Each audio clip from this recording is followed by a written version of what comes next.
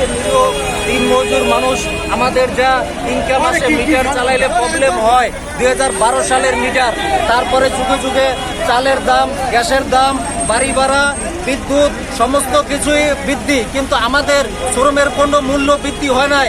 আমাদের সে আগের শ্রম এবং মালিকদের তাদের অনেক জমা কষাইয়া 5 লাখ টাকার গাড়ি রাস্তায় নামাইয়া 28 লক্ষ টাকা দাম ধরে আমাদেরকে জমা নির্ধারিত করে আমাদের জমা 1400 টাকা পর্যন্ত সারাদিনে জমা নেয়। এই জমা এবং মিটার চালাইয়া যে আমরা যে ক্যাশ হয় এই ক্যাশে আমাদের জমাই ওঠে না, আমাদের বেতন থাক দূরের কথা, কিন্তু আমরা গ্যারেজ থেকে চাবি নিলে আমাদের জমা নির্ধারিত হয়ে যায়, রাস্তা থেকে আমরা আনতে পারি না, এর কোনো মালিক কোনো ধার ধরে না। আমরা চাই যদি সরকার মিটার সংস্কারই করে আমাদের বাঁচার মতন মজুরি, বর্তমান শ্রমিকদের যা মজুরি সে মজুরি নির্ধারণ করে এরপর আমাদের সমস্ত আইন কার্যকর করা হোক। কিন্তু আমাদের গরিবদের উপরে এই দেশের সরকার এবং মালিক শ্রেণীরা সমস্ত দায়ভার চাপাইয়ে দেয়। রাস্তায় হামলা মামলা সব ড্রাইভারদের উপরে, মালিকদের কোনো নাই, তাদের জমা নির্ধারিত থাকে। এবং এই আমাদের ঢাকা সিটির মেট্রো গাড়ি, আমরা ঢাকা সিটির বাইরে যাইতে পারি না। গাজীপুর এবং জেলা গাড়ি 30,000 উপরে গাড়ি চলে, এটি যাদের ছত্রছায়ায় চলে। আমরা দাবি করি অবলম্বে অবৈধ গাড়ি বন্ধ করে আমাদের বৈধ গাড়ির একটা শ্রমিক 8 ঘন্টা পরিশ্রম করবে, সে পরিশ্রমের টাকায় তাদের সংসার এবং ছেলে মেয়েদের স্কুল খরচ সবকিছু মিলাইয়া চলবে। আমাদের সেই দাবি দেওয়া এই সরকার নির্ধারণ করবে।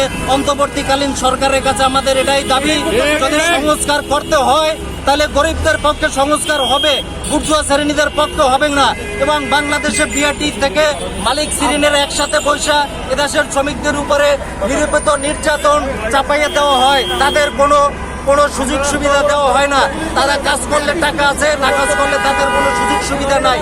আমাদের শ্রমিক আইনে যে আমাদের ভাতা আছে সেটি কার্যকর করে সরকার আগে উপর থেকে সংস্কার করে গরিবদের ন্যায্য দাবি আমাদের ফিরিয়ে দেবে, এটাই আমাদের প্রত্যাশা অন্তর্বর্তীকালীন সরকারের কাছে। কারণ আমরা এদেশে থাকতে চাই না, আমরা বৈষম্যর শিকার। আমরা কেন যাত্রীর সাথে আমাদের সাথে ঝগড়ায় ভেজাত হবে, এটা সরকার নির্ধারণ করে দেবে। ওইভাবে বাঁচার মতন মজুরি নির্ধারণ করে তারপরে আইন পাস করবে।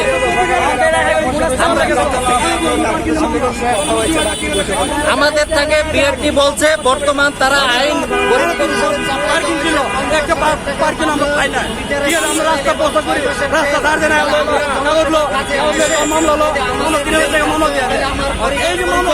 আমরা কি অপরাধ করছি, আমরা কি দেশের সন্ত্রাসী না দুর্নীতিবাজ না চাঁদাবাজ?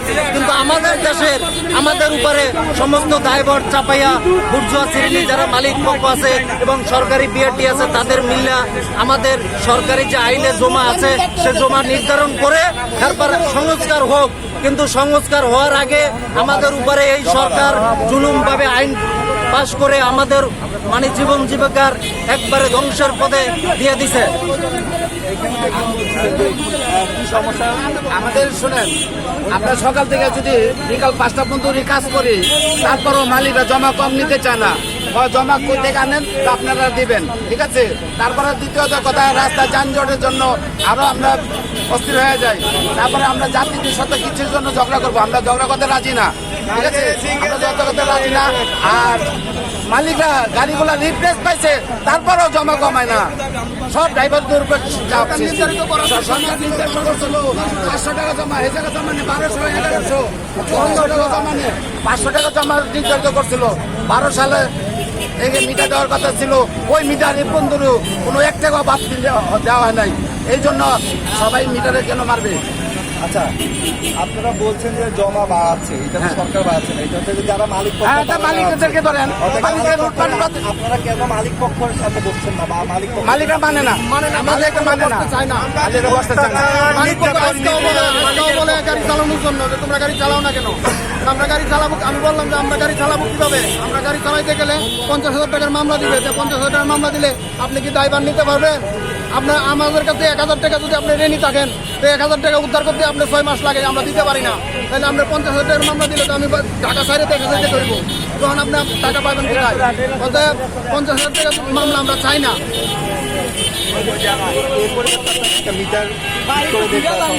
মিটার সংস্কার করে বারবার জমা কমায় দেন, আমরা রাজি আছি। সমন্বয়ের মাধ্যমে যাতে মালিকও বাঁচে, মালিকের যেহেতু গাড়ির দাম বেশি, পার্সের দাম বেশি, মালিকরাও যাতে বাঁচে, ওই সমন্বয়ে জমাটা করুক, জমা করে মিটারেও সংস্কার করুক।